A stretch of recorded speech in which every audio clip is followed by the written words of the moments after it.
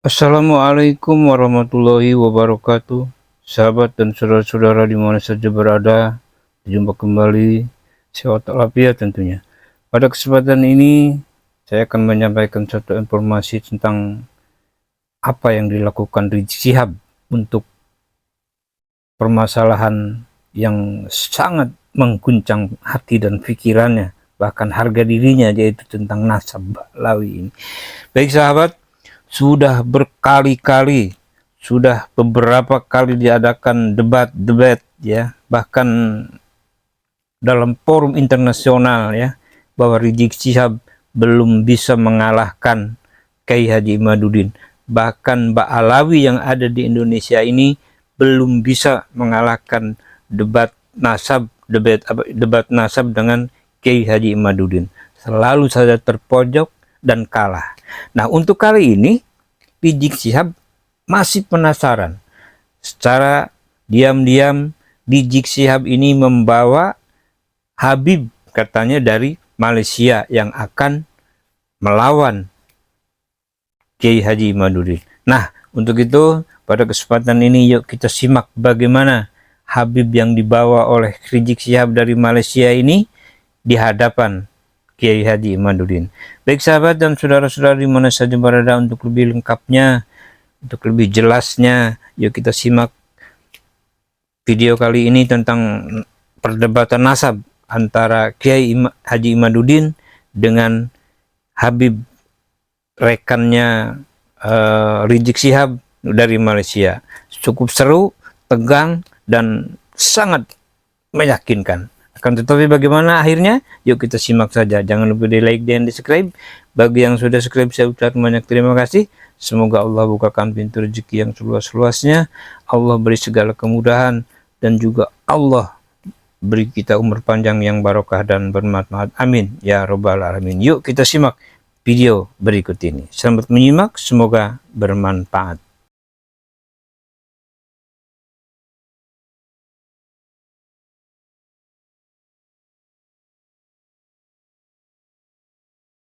Baik untuk mengenali nasab Nabi Muhammad SAW atau memahami kehormatan nasab secara umum. Memahami kehormatan nasab secara umum. Karena nasab ini marwah seseorang. Menodai marwah seseorang dosa besar. Kata baginda Rasulullah SAW, dua perkara yang boleh menyebabkan kekufuran, yakni dosanya itu hampir kepada dosa kufur. Yang pertama, at-ta'nu fil nasab, menikam nasab orang. Menikam nasab orang, menafikan nasab orang. Kamu bukan anak ayah kamu, contohnya begitu. Ada dosa besar ya. Kamu bukan keturunan daripada kabilah kamu, sama itu dosa besar itu. Seperti mana juga tidak boleh seseorang itu mengaku-ngaku kepada bukan nasab bapaknya. Seperti mana orang lain tidak boleh menikam nasab orang, orang itu sendiri tak boleh menisbahkan nasab kepada bukan bapaknya sendiri. La'anallahu man intasaba ila ghairi abi. Allah melaknat orang kalau menasabkan kepada bukan bapaknya. Menasabkan bapak angkatnya, tak boleh. Macam mana? Nasab itu tidak boleh hanya sabit dengan DNA. Disebabkan oleh karena ada kalanya DNA seorang itu sama, tapi tak boleh dinasabkan kepada tuan empunya DNA. Anak zina. Kalau dia dari DNA-nya sama, anak dengan bapaknya. Tapi dalam Islam boleh ke? Anak zina dinasabkan kepada bapaknya? Tidak boleh. Apa sebabnya? Sebab sabitnya nasab itu bukan dengan DNA. Yang pertama sekali adalah dengan pernikahan yang sah. Itu baru sabit nasab. Di zaman Nabi Muhammad SAW ada seorang keluarga kawin. Si perempuan ini sebelum kawin dengan lelaki ini pernah berkawin dengan lelaki yang lain. Sampailah pada satu hari si perempuan ini kawin dengan lelaki yang baru, dan tak lama daripada perkawinan itu melahirkan anak. Didapati anaknya mirip suami yang pertama. Mirip suami yang pertama. Maka diakui, ya Rasulullah, ini anak-anak saya.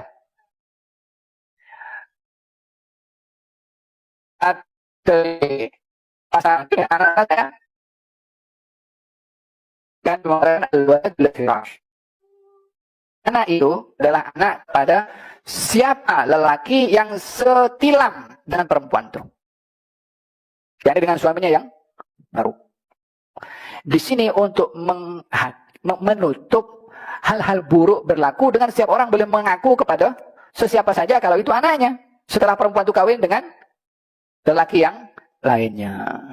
Di zaman Nabi SAW, seorang bernama Zaid bin Harithah. Kawin ada anak namanya Usama bin Zaid.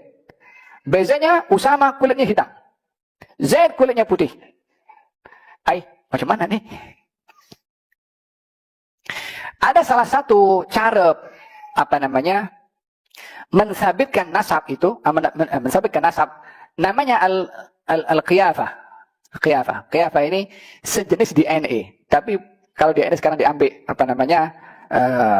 bahagian daripada si anak dan si ayah dan diletakkan dalam laboratorium untuk disamakan atau disesuaikan. Adakah ada kaitan atau tidak? Kalau dahulu ada orang yang ada kepakaran khusus ahli dalam ilmu qiyafah. Jadi waktu itu Zaid dengan anaknya disuruh berbaring dan ditutup macam dengan kain, tak nampak orangnya, nampak kakinya saja. Maka orang yang ahli qiyafah mengatakan ini kaki ini adalah satu dengan yang lain, asal usulnya sama. Oh, nampak saja kaki boleh sabitkan ini satu dengan yang lain daripada keturunan yang sama. Barulah Nabi gembira. Ini yang dijadikan oleh sebahagian ulama sebagai dalil untuk membuktikan untuk DNA menjadi dasar dalam pensabitan nasab. Namun bagi ahli fiqh tidak dijadikan DNA ini sebagai satu-satunya dalil independen untuk mensabitkan nasab. Mesti dibantu dengan bukti-bukti yang lain. Dan tidak dijadikan sebagai satu-satunya dalil kecuali dalam situasi yang sangat sukar untuk membuktikan nasab anak. Contohnya keliru dekat hospital letak nama dengan tak tahu semua bayi sama.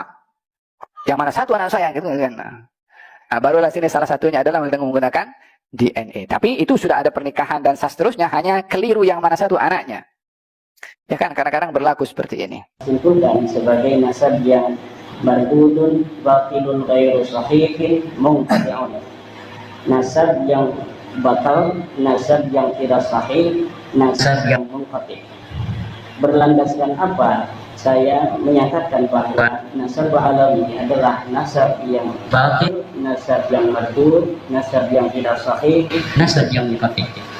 Paling tidak, tadi saya telah coret-coret ada 15 poin yang akan saya sampaikan terkait dengan batalnya nasab alawi pada kesempatan yang berbahagia ini. Pertama, nasab alawi terputus karena Ubaidillah tidak terbukti sebagai anak Ahmad berdasar kitab-kitab yang sejaman. Tidak ada kitab-kitab yang sejaman yang menyatakan bahwa Ubaidillah ini adalah sebagai anak daripada Ahmad bin Isa. Ahmad bin Isa wafat pada 345 Hijriah. Kitab-kitab nasab yang banyak ditulis ketika itu abad ke-4, ke-5, ke-6, ke-7, ke-8 dan ke-9 tidak mencatat nama Ubaidillah merupakan anak daripada Ahmad. Ahmad bin Isa tidak terbukti hijrah ke Yaman berdasarkan kitab-kitab abad ke-5 sampai abad ke-9. Di dalam kitab-kitab nasab yang telah ada mulai abad ke-5 juga kitab-kitab tarikh, kitab-kitab sejarah yang ada dari mulai abad ke-5 sampai abad ke-9 tidaklah menceritakan, tidaklah mereportase adanya hijrahnya Ubaidillah atau ayahnya Ahmad bin Isa ke Yaman. Bagaimana orang yang tidak hijrah ke Yaman kemudian bisa mempunyai keturunan di Yaman? Yang ketiga, nasab alawi terputus karena Ubaidillah tidak terbukti sebagai anak Ahmad berdasar kitab-kitab sejaman. Oh ini enggak? Salah ketik ini. Makam Ahmad bin Isa yang ada di Hadramaut baru ditemukan di abad ke-9. Jadi makam Ahmad bin Isa yang hari ini sangat populer berada di Hadramaut Yaman. Itu di dalam kitab tarikh saya temukan bahwa makam itu ditemukan pada abad ke-9 Hijriah. Artinya ketika wafat 345 Hijriah sampai abad ke-9 Hijriah itu telah berjalan 550 tahun, makam itu dulunya tidak pernah dikenal orang. Ketika nasab Ba'alawi dikonstruksikan pada abad ke-9, bersamaan dengan itu pula lah makam-makam yang berkait dengan nasab itu kemudian perlu untuk dibangun untuk menjadi kekuatan klaim bahwa klaimnya nasab itu ada nama-nama tertentu sampai tersambungnya nasab mereka dengan Ahmad bin Isa, maka kekosongan nama-nama yang juga di dalamnya ada kekosongan makam-makam ini perlulah dibangun makam-makamnya itu sebagai bukti saksi buat masa-masa yang akan datang. Maka makam-makam palsu yang hari ini dibangun oleh seseorang yang diurut sebagai leluhur-leluhurnya adalah merupakan kejadian ulang daripada kejadian-kejadian masa lalu dari leluhur dia yang juga sama melakukan hal yang serupa, yaitu membangun makam baru yang sebelumnya tidak ada untuk diyakini oleh orang lain bahwa itu adalah makam leluhurnya. Bagaimana pengurutan nasabnya ini sampai Ahmad bin Isa ada, dibuktikan dengan makam yang kemudian dibangun, diberikan tanggal, diberikan titi mangsa sesuai dengan titi mangsa orang-orang yang diklaim ada pada abad itu, padahal orang-orang itu pun tidak ada, sebagaimana makam itu pun dulunya tidak ada. Kemudian batu nisan Muhammad Shahid Mirbat yang ada di Mirbat telah terbukti dibuat pada abad ke-9 atau 10 Hijriah. Sebagaimana kita ketahui dari pemaparan tulisan saya bahwa dari nama-nama Ba'alawi ke atas bukan hanya Ubaidillah yang tidak ada, tapi Muhammad, Ubaidillah punya anak namanya Ali, Ali punya anak namanya Muhammad, Muhammad punya anak namanya Ali, Ali punya anak namanya Ali, Ali punya anak namanya Muhammad, Shahid Mirbat. Ini semuanya adalah orang yang tidak terreportase oleh sejarah apapun, baik di dalam kitab nasab maupun dalam kitab sejarah.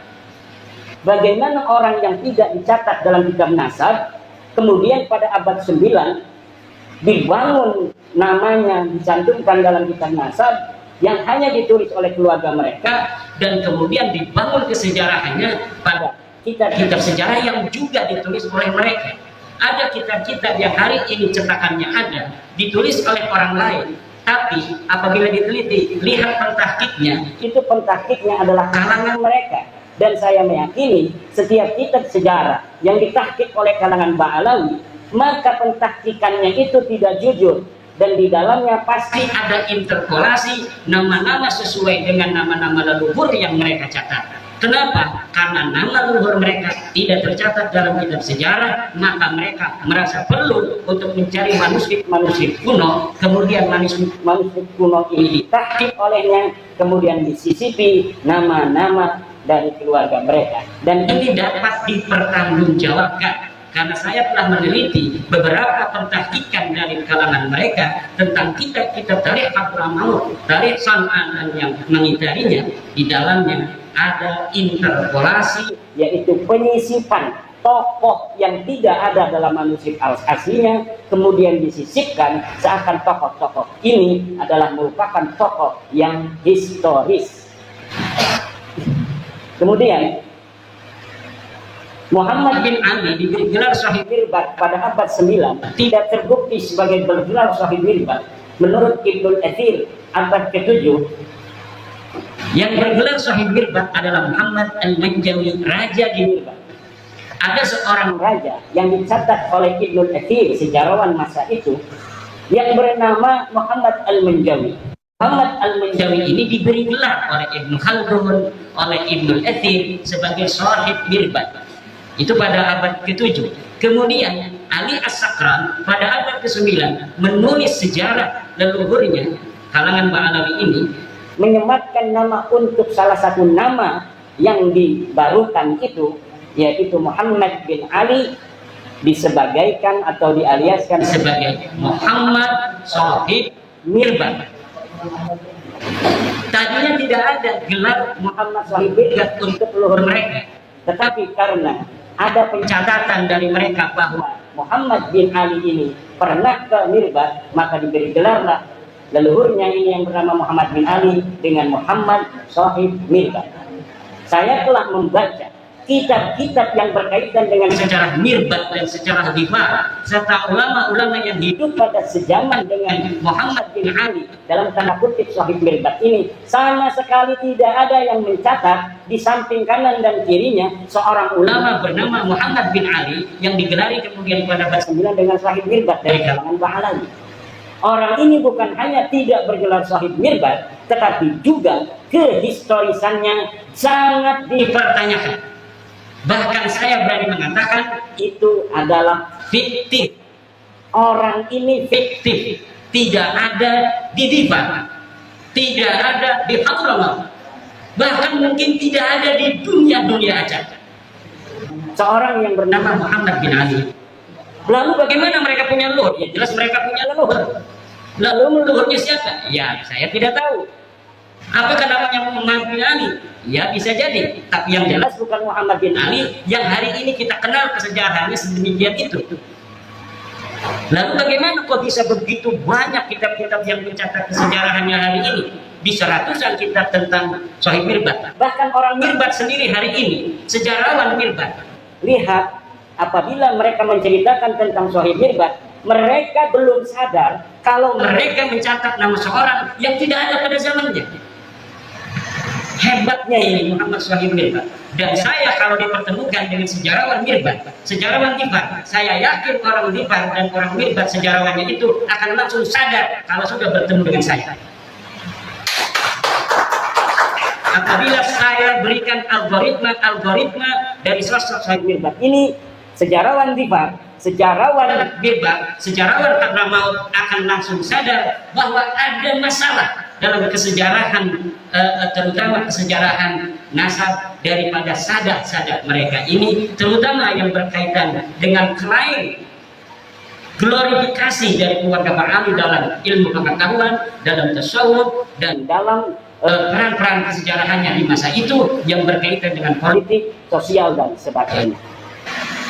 Bahkan saya sekarang sedang mencari orang yang bisa mempertemukan saya dengan para pakar-pakar sejarah di Yaman agar mereka tercerahkan.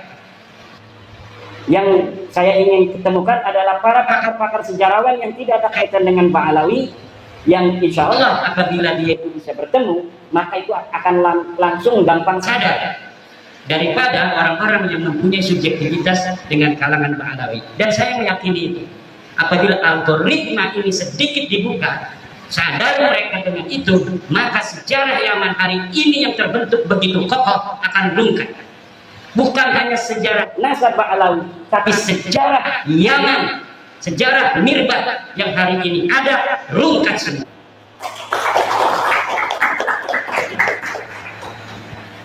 Kemudian Abdullah bin Shahib Mirbat yang tercatat dalam kitab Al-Durar abad 10 sebagai anak Shahib Mirbat yang mendapat ijazah dari Muhammad Al-Qala'i adalah fiktif. Saya telah menelusuri kisah-kisah seseorang yang bernama Abdullah yang disebut sebagai anak Muhammad Shahib Mirbat, yang disebut mendapatkan ijazah dari seorang ulama besar yang tercatat dalam kitab apapun, bukan hanya dalam kitab sejarah, tapi dalam kitab fikih, dalam kitab-kitab yang lainnya, yang bernama Muhammad bin Ali Al-Qala'i. Muhammad bin Ali Al-Qala'i seorang ulama besar di Mirbat yang hidup sejaman dengan tokoh fiktif Muhammad Shahib Mirbat. Ini dikatakan dia memberikan ijazah kepada seseorang bernama Abdullah, Syarif Abdullah. Kemudian Syarif Abdullah ini disebutkan sebagai anak daripada Muhammad Shahib Mirbat Ba'alawi. Saya meyakini nama ini bukan untuk Abdullah bin Muhammad Shahib Mirbat. Adapun dikatakan bahwa Abdullah ini bin Muhammad Shahib Mirbat adalah pencaplokan sebuah manuskrip tentang ijazah yang tidak diketahui dia bin siapa, kemudian dialiaskan sebagai anak Muhammad Shahib Mirbat. Untuk apa? Agar kesejarahan leluhur mereka tercatat dalam bukti-bukti manuskrip yang dapat ditelusuri. yang dapat ditelusuri nama Abdullah karena dia mendapatkan ijazah. Tetapi Abdullah ini tidak diketahui siapa ini Abdullah. Dikatakan bahwa Abdullah ini adalah anak Muhammad Sahih bin Bad. Muhammad Sahih bin Bad di mana? Tidak ada Muhammad Sahih bin Bad yang bernama Muhammad bin Ali Ba'alawi. Muhammad bin Ali Ba'alawi atau disebut juga Muhammad bin Ali Khalifasam. Saya dapat menyatakan dengan tegas bahwa orang ini fiktif. Tidak ada ulama tarikh yang menulis kesejarahan tokoh ini. Tidak ada ulama nasab yang mu'tamadah, yang bisa dipegang keulamaannya dalam ilmu nasab, yang mencatat seseorang bernama Muhammad bin Ali yang hidup sezaman dengan Muhammad bin Ali Al-Qala'i. Kemudian, jadi yang terdapat dalam kitab As-Suluk tidak terbukti sebagai saudara dari Alwi. Jadi ada kitab sejarah yang kitab sejarah ini adalah mu'tamadah yang bisa dijadikan pegangan untuk sejarah Yaman. Disebutkan ada seorang bernama Jadid yang disebut seorang syarif. Lalu keluarga Ba'alawi pada abad 9 mengatakan bahwa Jadid ini adalah saudara dari leluhur mereka yang bernama Alwi. Dengan demikian kekosongan kesejarahan mereka dalam kitab-kitab tarikh itu mudah-mudahan menurut mereka bisa terpenuhi dengan adanya nama Jadid yang dicatat dalam kitab As-Suluk. Bagaimana caranya? Dengan mengakui Jadid ini sebagai saudara dari leluhur mereka yang bernama Alwi. Dan ini pun nanti akan terjadi pada seorang ulama bernama Salim bin Basri, yang kemudian Salim bin Basri ini yang tercatat dalam kitab-kitab sejarah itu diambil namanya, dialiaskan bapaknya yang bernama Basri sebagai saudara daripada Alwi. Jadi dari sini ngambil supaya kuat. Ternyata yang diambil ini polanya sama. Setelah diambil namanya sebagai bagian dari keluarga mereka, lihat hari ini dalam kitab Syamsul Dhahirah, orang-orang yang tercatat dalam sejarah ini diingkiratkan, dikatakan bahwa mereka tidak mempunyai keturunan. Nama Abdullah bin Sahih bin Bad inqarada, tidak punya keturunan. Lihat jadi inqarada fi al-qarnis fi akhir qarnis sitti, dia inqirat di akhir abad 6. Kemudian lihat Salim bin Basri, demikian pula dikatakan bahwa keturunannya inqirat pada akhir abad ke-6. Semua orang-orang yang ada di dalam buku-buku tarikh, dalam buku-buku sejarah yang diambil nilai-nilai sejarahnya, kemudian sosok keturunannya dikatakan tidak ada. Sementara orang-orang yang sama sekali tidak dicatat dalam sejarah seperti Muhammad Sahih bin Bad itu kemudian berketurunan sampai hari ini. Ini yang terjadi dengan nasab Ba'alawi. Kemudian kitab Tarikh Sambal, ada sebuah kitab namanya kitab Tarikh Sambal pada abad ke-10. Ini mencatat nama Fakih Muqaddam. Menurut peneliti sejarah dan geografi Hadramaut yang bernama Profesor Hussein Saleh bin Isa bin Umar bin Salman, kitab itu menurut beliau adalah kitab jiplakan dari kitab Ibnu Hisan. Nah, kitab yang ada di abad-abad sebelumnya diambil kemudian dijiplak, tidak diatasnamakan Ibnu Hisan, tapi diatasnamakan orang yang berada di abad 10 yang bernama Syekh Sambal Ba'alawi, tetapi kemudian isinya ditambah. Jadi ini ada pola baru. Kalau pola-pola yang dulu saya temukan, manuskrip dicari, kemudian manuskripnya ditulis, setelah manuskripnya restorasi, kemudian disisipkan nama-nama yang tidak ada di dalam manuskrip asli untuk dicetak, sehingga nama yang tidak ada ini menjadi ada, dan kemudian dianggap sebagai apa yang ada dalam manuskrip aslinya. Nah, tetapi yang baru ini kita Tarikh Sambal, manuskrip Ibnu Hisan, Tarikh Ibnu Hisan ditemukan, tapi tidak ditahqiq, malah kemudian diambil beberapa lembar, kemudian disusun sedemikian rupa seakan-akan ini adalah karyanya, dimasukkan nama-nama Ba'alawi, kemudian diberikan nama atau pengarang Syekh Sambal. Jangankan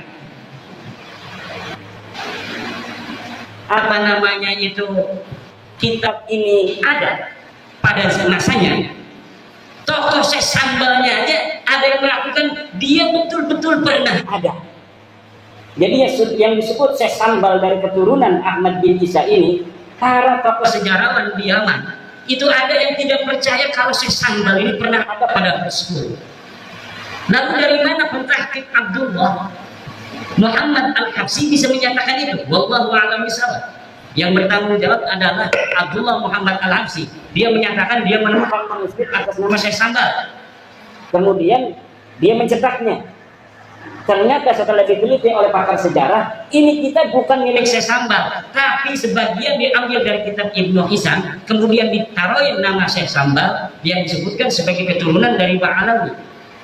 Jadi ini sangat luar biasa sekali. Polanya pola beda lagi. Pola baru, modus baru. Kemudian kitab Al-Baha fi Tarikh Hadramaut karya Abdurrahman bin Ali bin Hisam abad ke-9. Nah ini yang diciplak ini kitab ini.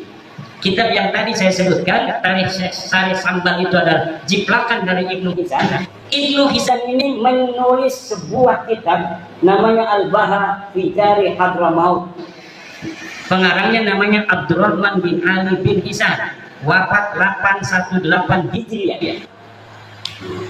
Kitab ini pun ditahqiq oleh orang yang sama, yaitu Abdullah Muhammad Al-Habsyi, dan di dalamnya disisipkan nama-nama Ba'alawi. Kalau tidak percaya, silahkan. Siapa yang mau mencari manuskrip aslinya daripada Al-Baha fi Tarikh Hadramaut itu, yang di dalamnya di dalam versi cetak hari ini kita dapatkan nama-nama Ba'alawi. Saya berani bertaruh bahwa di dalam manuskrip aslinya tidak ada nama-nama Ba'alawi yang tercatat. Jadi tidak perlu sibuk-sibuk saya untuk mencari manuskrip, karena saya telah meyakini. Bagaimana meyakininya? Oh itu hanya husnudon atau suudon, karena polanya sudah ketahuan. Kalau 1, 3, 5, selanjutnya itu adalah 7 dan 9. Kalau kita katakan 1, 3, 5, selanjutnya itu adalah 7, 9, dan 11. Kalau kita katakan 2, 4, 6, maka selanjutnya adalah 8, 10, 12. Tidak perlu kita menghitung-hitung dengan kalkulator. Kita akan tahu bahwa setelah 1, 3, 5 adalah 7 dan 9. Kita punya ilmu, punya otak yang diberikan Allah, ngapain kita susah-susah? Kalau pola algoritma itu sudah kita tebak. Kalau tidak percaya, silahkan buktikan.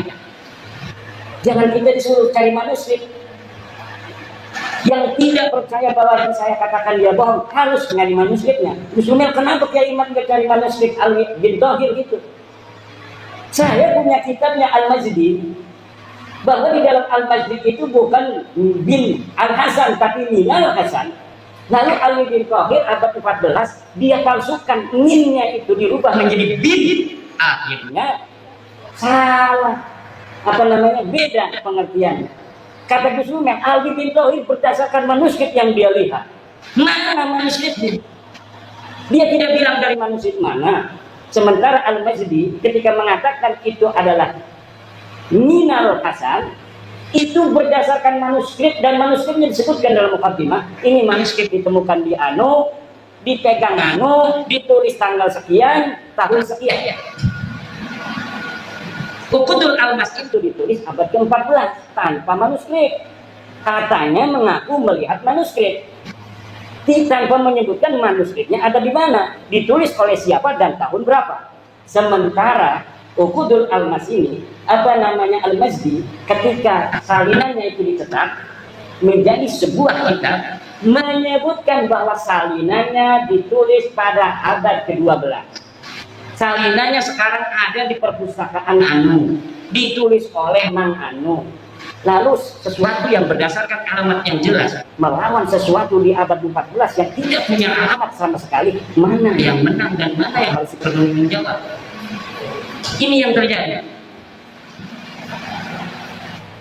Kemudian kitab Al-Imam Al-Muhajir, ada sebuah kitab namanya Al-Imam Al-Muhajir, ditulis oleh Muhammad Yashihab, ini ada di Indonesia, dan Abdullah bin Nuh, ini seorang ulama di Bogor, ditulis tanpa referensi sejarah. Kitab ini menerangkan tentang tokoh yang bernama Al-Imam Ahmad Al-Muhajir. Semuanya lengkap. Ini binnya anu, belajarnya di anu, pergi ke anu dan sebagainya. Tetapi tanpa referensi kitab pada masanya, bahkan sampai abad ke-9 tidak bisa disebutkan satupun kitab apa yang menjadi referensinya. Lalu referensinya apa berapa? Ya referensi unggulan Ba'alawi, yaitu Al-Burqatul Musyiqah dan Al-Jauharus Syafaf. Hanya itu saja mentoknya.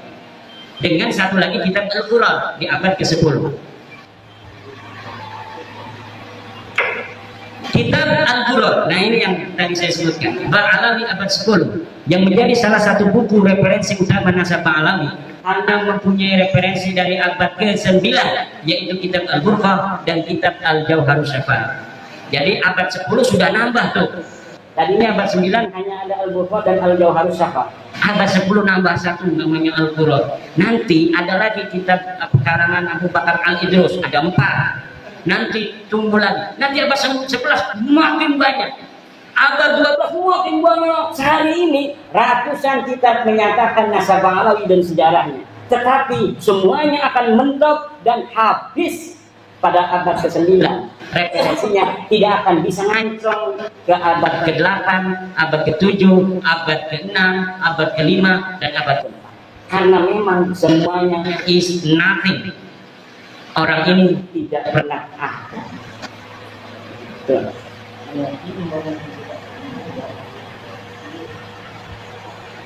Dan mungkin itu saja poin-poin karena waktunya sudah lebih dari 10 menit.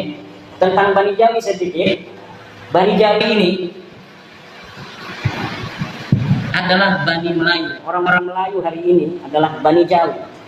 Bani Jawi ini, jangan kita mencari Bani Jawi ini asalnya dari mana. Bahkan Bani Jawi ini ternyata adalah orang-orang yang telah terdeteksi 4.000 tahun sebelum Masehi. Kesejarahannya itu bisa dideteksi di Yordania. Di Yordania ada sebuah kampung Jawa 4.000 tahun sebelum Masehi. Kemudian di Mesir itu ditemukan kapur barus. Ketika Fir'aun itu berapa tahun? 6.000 tahun membangun piramid-piramid itu ditemukan bekas-bekas kapur barus yang asli dari Jawa, dari Melayu. Banyak apa namanya sisa-sisa yang bisa ditemukan di dunia. Di Jepang misalnya itu ditemukan keris Jawa di masa purba. Berarti sebelum Indonesia hari ini merasa sebagai bangsa Buddha, bangsa yang pada bangsa asing, pada endoro-endoro, dulu leluhur kita ini adalah Bani Jawi yang luar biasa. Kesejarahannya bisa dideteksi bukan hanya dari 1 Masehi, bahkan dari 4.000 dan 6.000 sebelum Masehi. Ini nanti mungkin akan dikembangkan oleh Profesor Dr. Manahemani. Wallahu a'lam bishawab. Wassalamualaikum warahmatullahi wabarakatuh. Saya telah simpulkan sebagai nasab yang mardudun, batilun, ghairu sahihin, munqati'un. Nasab yang batal, nasab yang tidak sahih, nasab yang munqati'. Berlandaskan apa? Saya menyatakan bahwa nasab Ba'alawi adalah nasab yang batil, nasab yang mardud, nasab yang tidak sahih, nasab yang munqati'. Paling tidak tadi saya telah coret-coret ada 15 poin yang akan saya sampaikan terkait dengan batalnya nasab Ba'alawi pada kesempatan yang berbahagia ini. Pertama, nasab Ba'alawi terputus karena Ubaidillah tidak terbukti sebagai anak Ahmad berdasar kitab-kitab yang sejaman. Tidak ada kitab-kitab yang sejaman yang menyatakan bahwa Ubaidillah ini adalah sebagai anak daripada Ahmad bin Isa. Ahmad bin Isa wafat pada 345 Hijriah. Kitab-kitab nasab yang banyak ditulis ketika itu abad ke-4, ke-5, ke-6, ke-7, ke-8 dan ke-9 tidak mencatat nama Ubaidillah merupakan anak daripada Ahmad. Ahmad bin Isa tidak terbukti hijrah ke Yaman berdasarkan kitab-kitab abad ke-5 sampai abad ke-9. Di dalam kitab-kitab nasab yang telah ada mulai abad ke-5, juga kitab-kitab tarikh, kitab-kitab sejarah yang ada dari mulai abad ke-5 sampai abad ke-9 tidaklah menceritakan, tidaklah mereportase adanya hijrahnya Ubaidillah atau ayahnya Ahmad bin Isa ke Yaman. Bagaimana orang yang tidak hijrah ke Yaman kemudian bisa mempunyai keturunan di Yaman? Yang ketiga, nasab Ba'alawi terputus karena Ubaidillah tidak terbukti sebagai anak Ahmad berdasar kitab-kitab sejaman. Oh ini enggak, salah ketik ini. Makam Ahmad bin Isa yang ada di Hadramaut baru ditemukan di abad ke-9. Jadi makam Ahmad bin Isa yang hari ini sangat populer berada di Hadramaut Yaman, itu di dalam kitab tarikh saya temukan bahwa makam itu ditemukan pada abad ke-9 Hijriah. Artinya ketika wafat 345 Hijriah sampai abad ke-9 Hijriah itu telah berjalan 550 tahun, makam itu dulunya tidak pernah dikenal orang. Ketika nasab Ba'alawi dikonstruksikan pada abad ke-9, bersamaan dengan itu pula lah makam-makam yang berkait dengan nasab itu kemudian perlu untuk dibangun untuk menjadi kekuatan klaim bahwa klaimnya nasab itu ada nama-nama tertentu sampai tersambungnya nasab mereka dengan Ahmad bin Isa, maka kekosongan nama-nama yang juga di dalamnya ada kekosongan makam-makam ini perlulah dibangun makam-makamnya itu sebagai bukti saksi buat masa-masa yang akan datang. Makam-makam palsu yang hari ini dibangun oleh seseorang yang diurut sebagai leluhur-leluhurnya adalah merupakan kejadian ulang daripada kejadian-kejadian masa lalu dari leluhur dia yang juga sama melakukan hal yang serupa, yaitu membangun makam baru yang sebelumnya tidak ada untuk diyakini oleh orang lain bahwa itu adalah makam leluhurnya. Bagaimana pengurutan nasabnya ini sampai Ahmad bin Isa ada dibuktikan dengan makam yang kemudian dibangun, diberikan tanggal, diberikan titik mangsa sesuai dengan titik mangsa orang-orang yang diklaim ada pada abad itu, padahal orang-orang itu pun tidak ada, sebagaimana makam itu pun dulunya tidak ada. Kemudian batu nisan Muhammad Shahid Mirbat yang ada di Mirbat telah terbukti dibuat pada abad ke-9 atau 10 Hijriah. Sebagaimana kita ketahui dari pemaparan tulisan saya bahwa dari nama-nama Ba'alawi ke atas bukan hanya Ubaidillah yang tidak ada, tapi Ubaidillah punya anak namanya Ali, Ali punya anak namanya Muhammad, Muhammad punya anak namanya Ali, Ali punya anak namanya Ali, Ali punya anak namanya Muhammad, Shahid Mirbat. Ini semuanya adalah orang yang tidak terreportase oleh sejarah apapun, baik di dalam kitab nasab maupun dalam kitab sejarah. Bagaimana orang yang tidak dicatat dalam kitab nasab, kemudian pada abad 9 dibangun namanya, dicantumkan dalam kitab nasab yang hanya ditulis oleh keluarga mereka, dan kemudian dibangun kesejarahannya pada kitab-kitab sejarah yang juga ditulis oleh mereka. Ada kitab-kitab yang hari ini cetakannya ada, ditulis oleh orang lain, tapi apabila diteliti, lihat pentahkiknya, itu pentahkiknya adalah kalangan mereka. Dan saya meyakini setiap kitab sejarah yang ditahkik oleh kalangan Ba'alawi, maka pentahkikannya itu tidak jujur, dan di dalamnya pasti ada interpolasi nama-nama sesuai dengan nama-nama leluhur yang mereka catat. Kenapa? Karena nama leluhur mereka tidak tercatat dalam kitab sejarah, maka mereka merasa perlu untuk mencari manuskrip kuno, kemudian manuskrip kuno ini ditahkik olehnya, kemudian disisipi nama-nama dari keluarga mereka, dan ini dapat dipertanggungjawabkan. Karena saya telah meneliti beberapa pentahkikan dari kalangan mereka tentang kitab-kitab tarikh Hadramaut, tarikh San'a dan yang mengitarinya.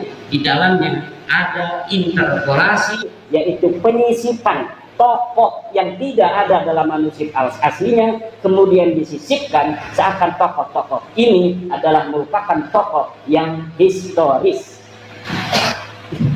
Kemudian Muhammad bin Ali diberi gelar Shahid Mirbat pada abad 9 tidak terbukti sebagai bergelar Shahid Mirbat. Menurut Ibnul Athir abad ke-7 yang bergelar Shahid Mirbat adalah Muhammad al-Manjawi, raja di Mirbat. Ada seorang raja yang dicatat oleh Ibnul Athir, sejarawan masa itu, yang bernama Muhammad al-Manjawi. Muhammad al-Manjawi ini diberi gelar oleh Ibnu Khaldun, oleh Ibnul Athir sebagai Shahid Mirbat. Itu pada abad ke-7. Kemudian Ali As-Sakran pada abad ke-9 menulis sejarah leluhurnya kalangan Ba'alawi ini, menyematkan nama untuk salah satu nama yang dibarukan itu, yaitu Muhammad bin Ali, disebagaikan atau dialiaskan sebagai Muhammad Shahid Mirbat. Tadinya tidak ada gelar Muhammad Shahid Mirbat untuk leluhur mereka, tetapi karena ada pencatatan dari mereka bahwa Muhammad bin Ali ini pernah ke Mirbat, maka diberi gelarlah leluhurnya ini yang bernama Muhammad bin Ali dengan Muhammad Shahid Mirbat. Saya telah membaca kitab-kitab yang berkaitan dengan sejarah Mirbat dan sejarah Dhifar, serta ulama-ulama yang hidup pada sejaman dengan Muhammad bin Ali dalam tanda kutip Shahid Mirbat ini, sama sekali tidak ada yang mencatat di samping kanan dan kirinya seorang ulama bernama Muhammad bin Ali yang digelari kemudian pada abad 9 dengan Shahid Mirbat dari kalangan Ba'alawi. Orang ini bukan hanya tidak bergelar Shahid Mirbat, tetapi juga kehistorisannya sangat dipertanyakan. Bahkan saya berani mengatakan itu adalah fiktif. Orang ini fiktif, tidak ada di Dhifar, tidak ada di Hadramawt, bahkan mungkin tidak ada di dunia aja. Seorang yang bernama Muhammad bin Ali.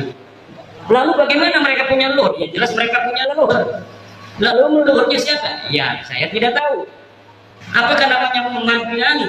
Ya bisa jadi. Tapi yang jelas bukan Muhammad bin Ali yang hari ini kita kenal kesejarahannya sedemikian itu. Lalu bagaimana kok bisa begitu banyak kitab-kitab yang mencatat kesejarahannya hari ini? Bisa ratusan kitab tentang Shahid Mirbat. Bahkan orang Mirbat sendiri hari ini, sejarawan Mirbat, lihat apabila mereka menceritakan tentang Shahid Mirbat, mereka belum sadar kalau mereka mencatat nama seorang yang tidak ada pada zamannya. Hebatnya ini Muhammad Shahid Mirbat. Dan saya kalau dipertemukan dengan sejarawan Mirbat, sejarawan Dhifar, saya yakin orang Dhifar dan orang Mirbat sejarawannya itu akan langsung sadar kalau sudah bertemu dengan saya. Apabila saya berikan algoritma dari sosok Shahid Mirbat ini, sejarawan Dhifar, sejarawan Mirbat, sejarawan Hadramawt akan langsung sadar bahwa ada masalah dalam kesejarahan, terutama kesejarahan nasab daripada sadat-sadat mereka ini, terutama yang berkaitan dengan klaim glorifikasi dari keluarga Ba'alawi dalam ilmu pengetahuan, dalam tasawuf, dan dalam peran-peran kesejarahannya di masa itu yang berkaitan dengan politik, sosial, dan sebagainya. Bahkan saya sekarang sedang mencari orang yang bisa mempertemukan saya dengan para pakar-pakar sejarah di Yaman agar mereka tercerahkan. Yang saya ingin ketemukan adalah para pakar-pakar sejarawan yang tidak ada kaitan dengan Ba'alawi, yang insya Allah apabila dia itu bisa bertemu, maka itu akan langsung gampang sadar daripada orang-orang yang mempunyai subjektivitas dengan kalangan Ba'alawi. Dan saya meyakini itu. Apabila algoritma ini sedikit dibuka, sadar mereka dengan itu, maka sejarah Yaman hari ini yang terbentuk begitu kokoh akan rungkat. Bukan hanya sejarah nasab Ba'alawi, tapi sejarah Yaman, sejarah Mirbat yang hari ini ada rungkat semua.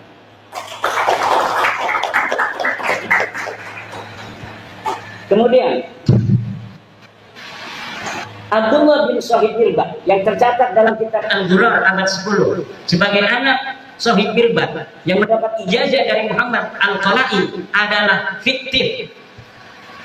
Saya telah menelusuri kisah-kisah seseorang yang bernama Abdullah yang disebut sebagai anak Muhammad Shahid Mirbat. yang disebut mendapatkan ijazah dari seorang ulama besar yang tercatat dalam kitab apapun, bukan hanya dalam kitab sejarah, tapi dalam kitab fikih, dalam kitab-kitab yang lainnya, yang bernama Muhammad bin Ali Al-Qala'i. Muhammad bin Ali Al-Qala'i seorang ulama besar di Mirbat yang hidup sejaman dengan tokoh fiktif Muhammad Sahih Mirbat. Ini dikatakan dia memberikan ijazah kepada seseorang bernama Abdullah Syarif Abdullah. Kemudian Syarif Abdullah ini disebutkan sebagai anak daripada Muhammad Sahih Mirbat Ba'alawi. Saya meyakini nama ini bukan untuk Abdullah bin Muhammad Sahih Mirbat. Adapun dikatakan bahwa Abdullah ini bin Muhammad Sahih Mirbat adalah pencaplokan sebuah manuskrip tentang ijazah yang tidak diketahui dia bin siapa, kemudian dialiaskan sebagai anak Muhammad Sahih Mirbat. Untuk apa? Agar kesejarahan leluhur mereka tercatat dalam bukti-bukti manuskrip yang dapat ditelusuri. Yang dapat ditelusuri nama Abdullah karena dia mendapatkan ijazah. Tetapi Abdullah ini tidak diketahui siapa ini Abdullah. Dikatakan bahwa Abdullah ini adalah anak Muhammad Sahih Mirbat. Muhammad Sahih Mirbat di mana? Tidak ada Muhammad Sahih Mirbat yang bernama Muhammad bin Ali Ba'alawi. Muhammad bin Ali Ba'alawi atau disebut juga Muhammad bin Ali Al-Qasam. Saya dapat menyatakan dengan tegas bahwa orang ini fiktif. Tidak ada ulama tarikh yang menulis kesejarahan tokoh ini. Tidak ada ulama nasab yang mu'tamadah yang bisa dipegang keulamaannya dalam ilmu nasab yang mencatat seseorang bernama Muhammad bin Ali yang hidup sezaman dengan Muhammad bin Ali Al-Qala'i. Kemudian jadi yang terdapat dalam kitab As-Suluk tidak terbukti sebagai saudara dari Alwi. Jadi ada kitab sejarah yang kitab sejarah ini adalah mu'tamadah yang bisa dijadikan pegangan untuk sejarah Yaman. Disebutkan ada seorang bernama Jadid yang disebut seorang syarif. Lalu keluarga Ba'alawi pada abad 9 mengatakan bahwa Jadid ini adalah saudara dari leluhur mereka yang bernama Alwi. Dengan demikian kekosongan kesejarahan mereka dalam kitab-kitab tarikh itu mudah-mudahan menurut mereka bisa terpenuhi dengan adanya nama Jadid yang dicatat dalam kitab As-Suluk. Bagaimana caranya? Dengan mengakui Jadid ini sebagai saudara dari leluhur mereka yang bernama Alwi. Dan ini pun nanti akan terjadi pada seorang ulama bernama Salim bin Basri, yang kemudian Salim bin Basri ini yang tercatat dalam kitab-kitab sejarah itu diambil namanya, dialiaskan bapaknya yang bernama Basri sebagai saudara daripada Alwi. Jadi dari sini ngambil supaya kuat. Ternyata yang diambil ini polanya sama. Setelah diambil namanya sebagai bagian dari keluarga mereka, lihat hari ini dalam kitab Syamsul Dhahirah, orang-orang yang tercatat dalam sejarah ini diingkiratkan, dikatakan bahwa mereka tidak mempunyai keturunan. Nama Abdullah bin Sahih Mirbat inqarada, tidak punya keturunan. Lihat jadi inqarada fi al-qarnis fi akhir qarnis sitti, dia ingkirat di akhir abad 6. Kemudian lihat Salim bin Basri, demikian pula dikatakan bahwa keturunannya ingkirat pada akhir abad ke-6. Semua orang-orang yang ada di dalam buku-buku tarikh, dalam buku-buku sejarah yang diambil nilai-nilai sejarahnya, kemudian sosok keturunannya dikatakan tidak ada.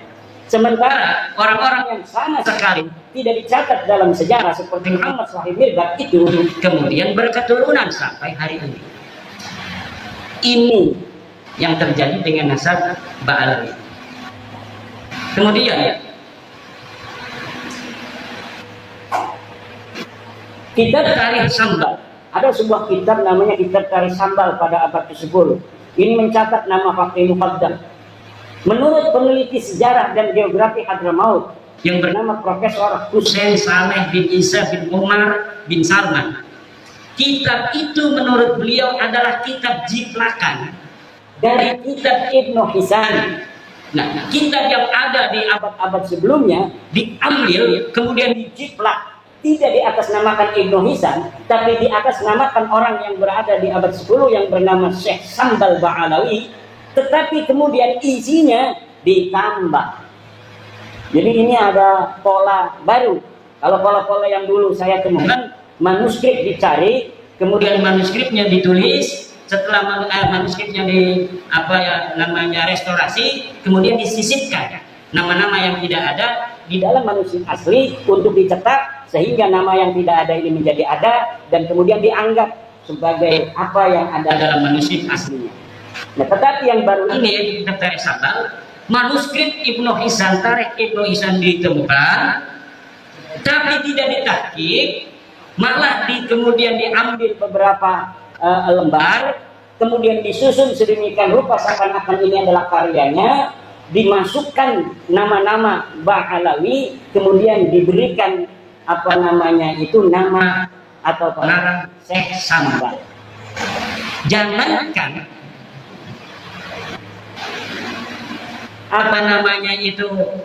kitab ini ada pada masanya, tokoh Syekh Sambalnya aja ada yang melakukan, dia betul-betul pernah ada. Jadi yang disebut Syekh Sambal dari keturunan Ahmad bin Isa ini, para tokoh sejarawan di Yaman itu ada yang tidak percaya kalau Syekh Sambal ini pernah ada pada abad 10. Lalu dari mana pentahqiq Abdullah Muhammad Al-Habsyi bisa menyatakan itu? Wallahu a'lam bishawab. Yang bertanggung jawab adalah Abdullah Muhammad Al-Habsyi. Dia menyatakan dia menemukan manuskrip atas nama Syekh Sambal. Kemudian dia mencetaknya.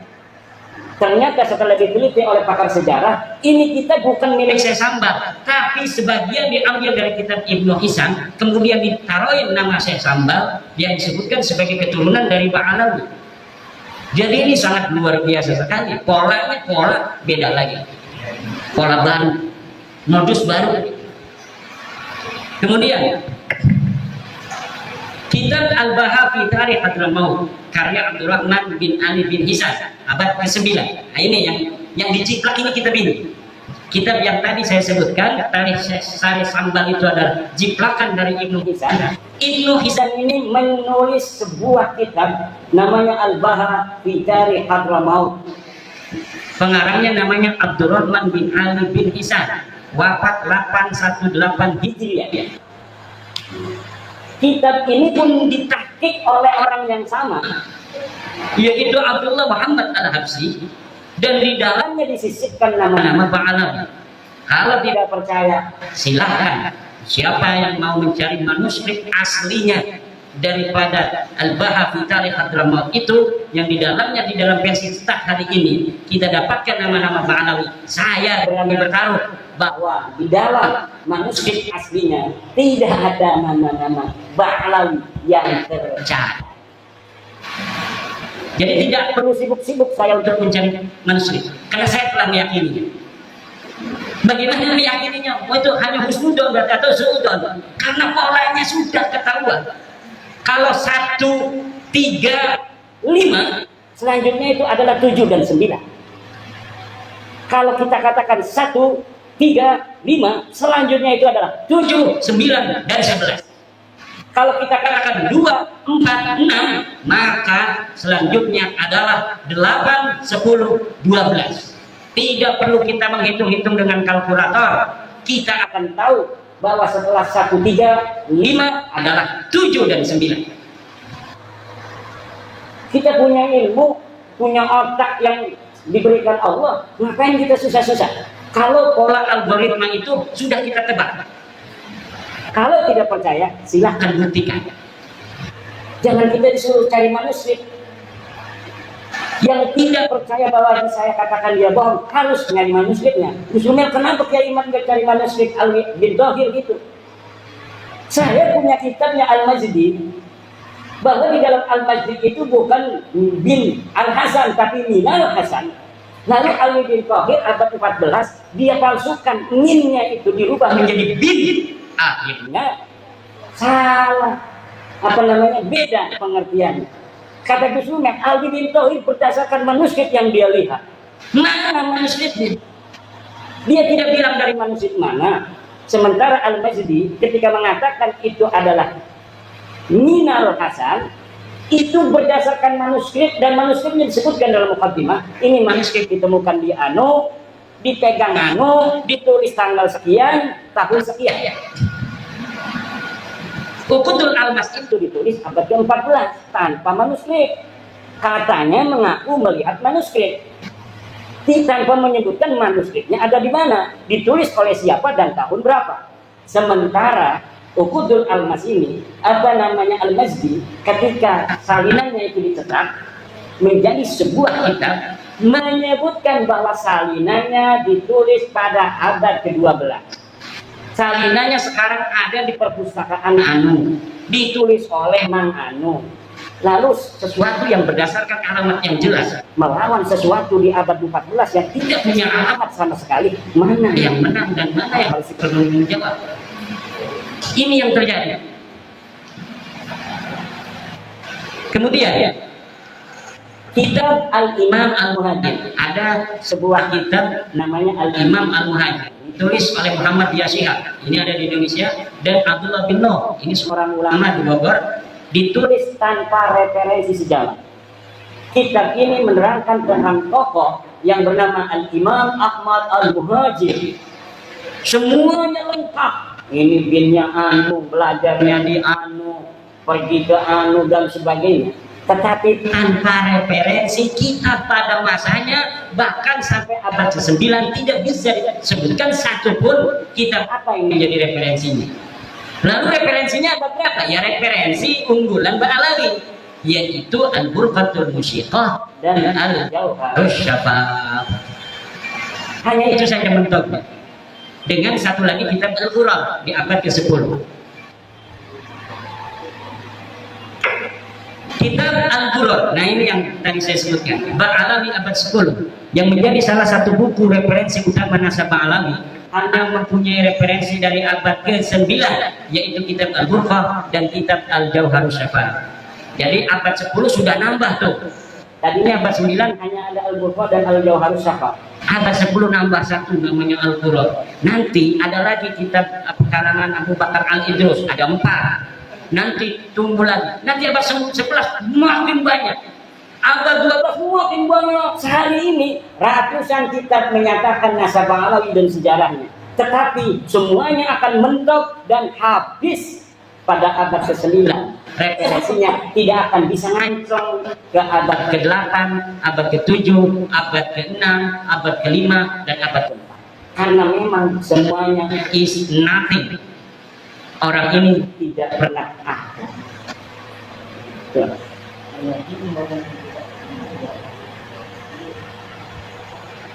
Dan mungkin itu saja poin-poin karena waktunya sudah lebih dari 10 menit.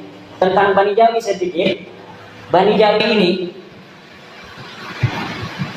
adalah Bani Melayu. Orang-orang Melayu hari ini adalah Bani Jawi.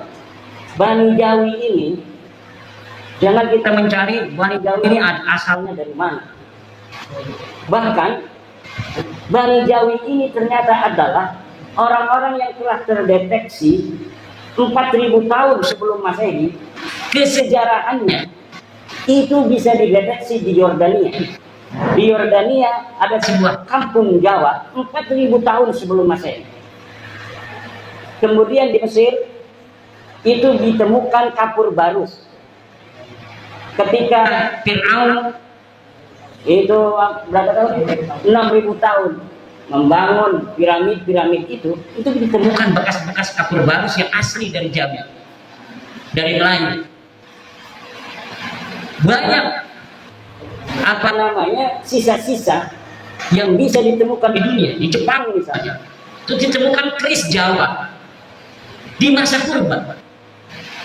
Berarti sebelum Indonesia hari ini merasa sebagai bangsa Buddha, bangsa yang pada bangsa asing, pada endoro-endoro, dulu leluhur kita ini adalah Bani Jawi yang